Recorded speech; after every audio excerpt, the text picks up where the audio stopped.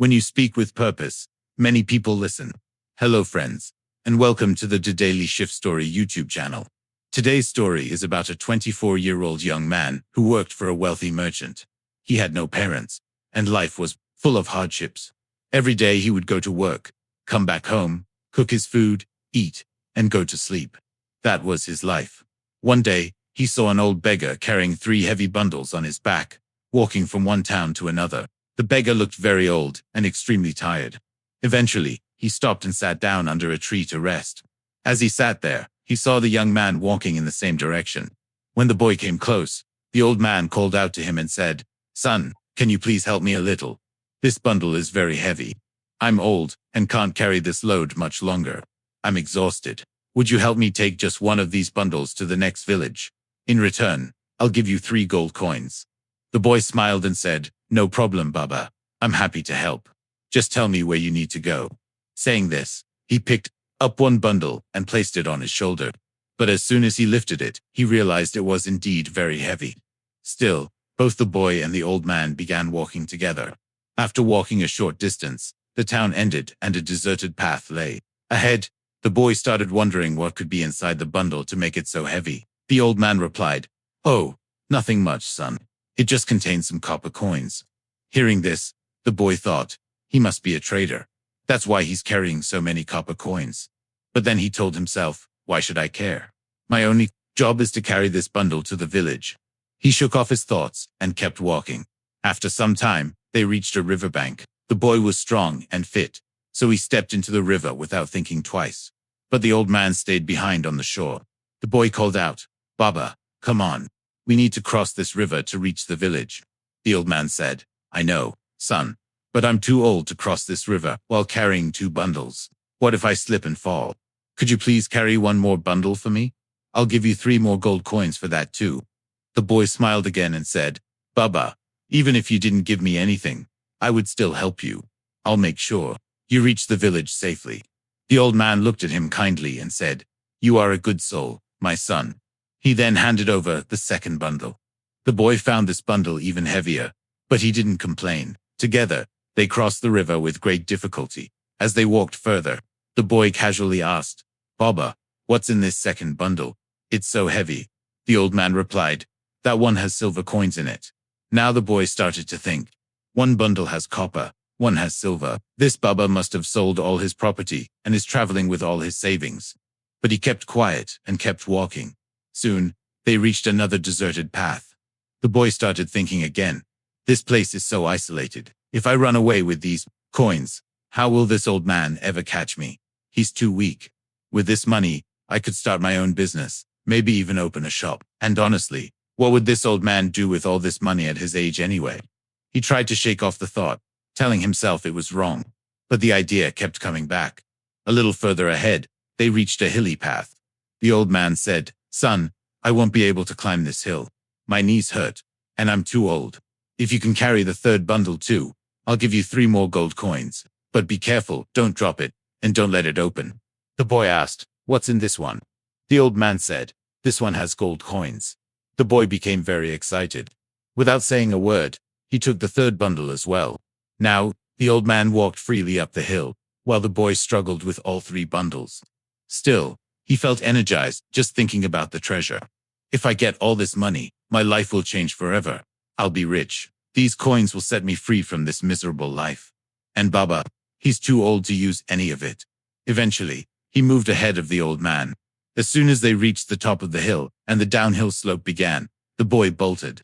He ran as fast as he could with the bundles and reached home, breathless but overjoyed. Finally, he thought, let me open these and count my wealth. He quickly opened the first bundle. Inside were rusted iron coins. Confused, he opened the second one. Same thing. Old, rusted, worthless iron coins. Now panicked, he opened the one that was supposed to contain gold. Again, just rusty iron coins. Furious, the boy shouted, "Why did that old man lie to me? He said there were copper, silver, and gold coins. What kind of trick is this?" Then he noticed a letter inside the bundle. He picked it up and began to read. This entire setup was a test to find an honest person. "I am the king of this land. I have no children, and I am looking for someone truly honest to inherit the kingdom. Only someone free of greed deserves to bear that responsibility. The boy fell to the floor, screaming in regret. He held his head in his hands, realizing that if only he had controlled his thoughts, his life would have changed forever. But he had failed. He had been defeated not by anyone else, but by his own mind. Lord Buddha says, the mind is everything. What you think, you become. Even your greatest enemy cannot harm you as much as your own untrained mind can. Our thoughts become words. Our words become actions. Repeated actions become behavior.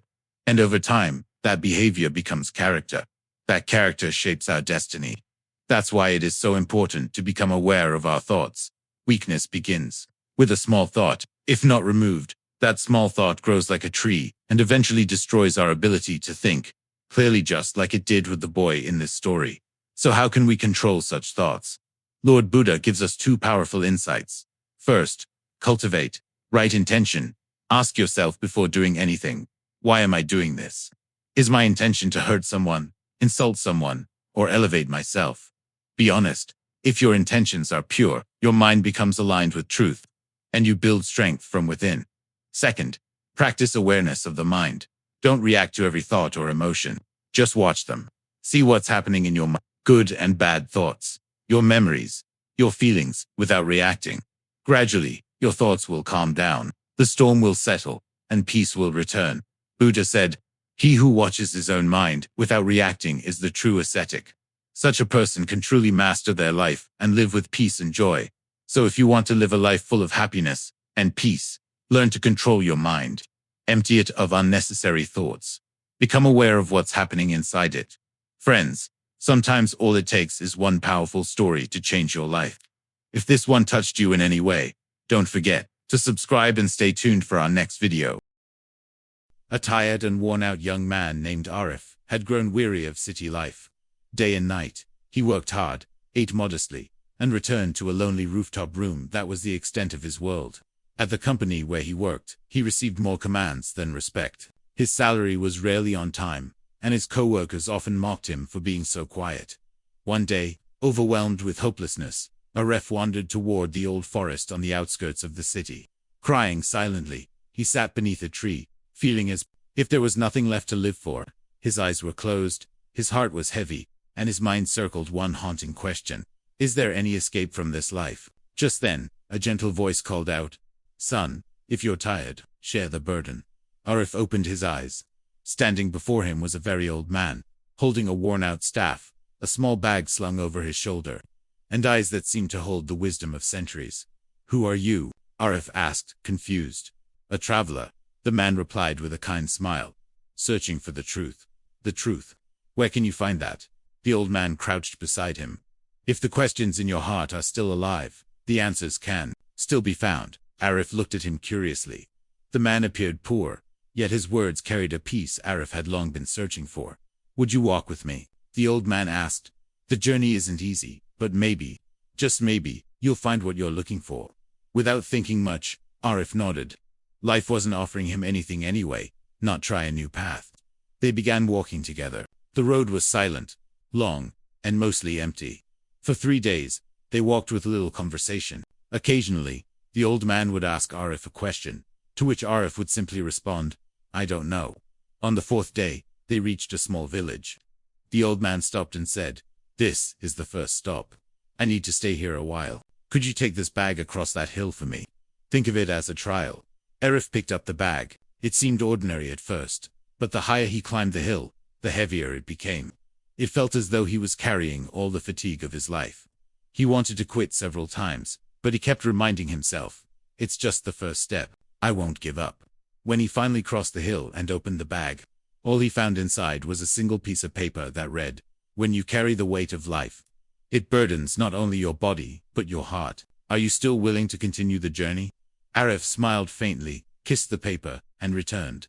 The old man looked at him and said softly, you're stronger now. But the journey is far from over. At the next village, they reached a fast-flowing river. There was no bridge in sight. The old man said, this time, I want you to carry something else, my dream.